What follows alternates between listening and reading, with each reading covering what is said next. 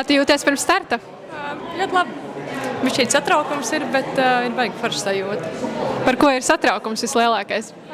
Par to, ka varētu būt kaut kādi ārējie faktori, tur vai nu caurēji piemesties, vai mugura sāk sāpēt. Nu, tādi, kas nav no manī vairs atkarīgi. Vai tev būs atbalsta komanda? Jā, aiz muguras stāv rekur. Tad viņi droši vien ir gatavībā rīkoties ārkārtas situācijās. Ir vesela ambulances kastīte līdzi, un es smējos, ka man tikai jāskrien, bet viss tas smagums būs jāiznes tam supportam. Arī viens no tiem punktiem bija, kad neapvainoties un nedusmoties par manu uzvedību. Tad vesela instruktāža ir nodot atbalsta komandai. Vesels plāns. Kā tu gatavojies šim skrējienu soļojumam?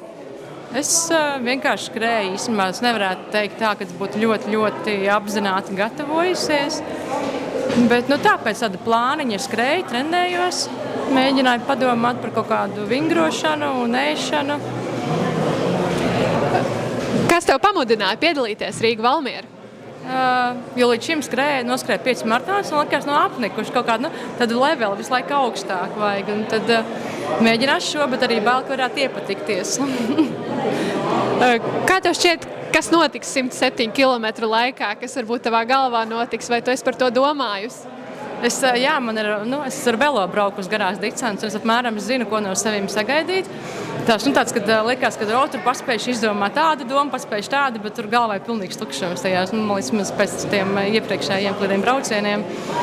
Tad pilnīgi meditācija, vienkārši tu skrien un neko nedomā, vienkārši baudi dabu un par būšanu trasē priecājies.